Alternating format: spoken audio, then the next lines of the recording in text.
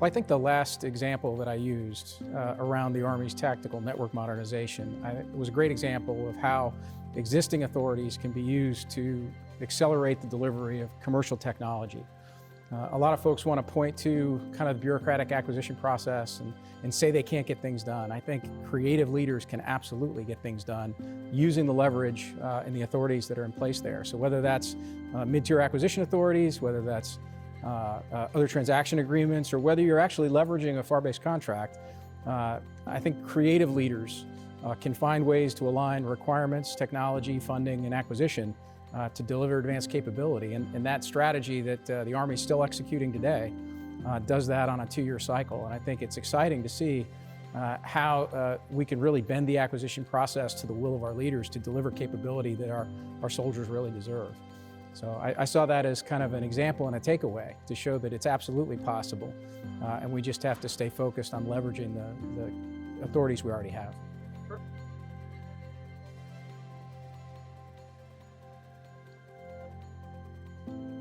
I think the last 5 years have finally brought to bear some of the emerging technologies that have been under development and gradually making its way into the aerospace and defense sector.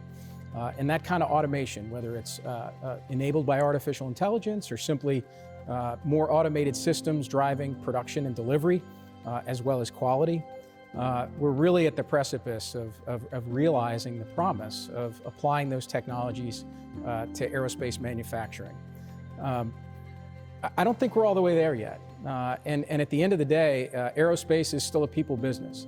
And retaining the right employees with the right skill sets, trained and ready to go, with what I described earlier in the conference as getting to the point of dialed-in production, where the parts are on the line, the employees are trained, the processes are in place, and then leveraging those dialed-in production lines to deliver capability in the aerospace sector.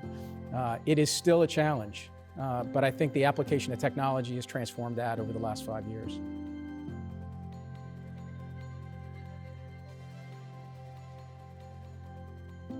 I think more than anything, I enjoyed seeing the breadth of capability across both large and small businesses.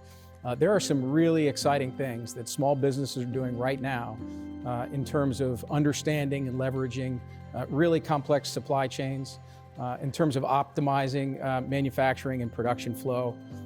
And I think just the creativity that we're seeing from businesses large and small to what some people might think is a fairly mature sector, I think is really inspiring for me.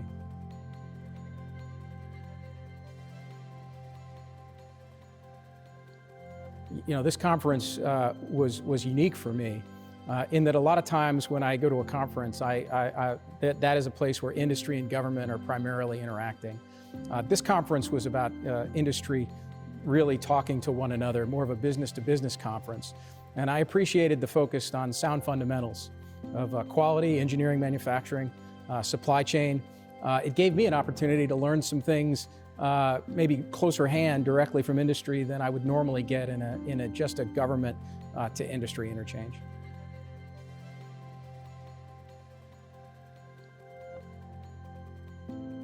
I've enjoyed this week. I think it was a great opportunity for me to communicate the things that DCMA is doing to ensure the delivery of quality products to our warfighters, while at the same time really building the relationships with industry so that DCMA becomes that team of trusted professionals.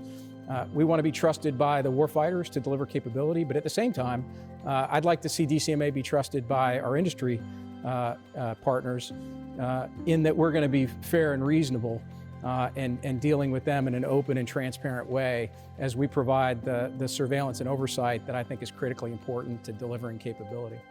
So this opportunity really to talk to industry firsthand and to understand some of the trends and where those areas are going was a great experience.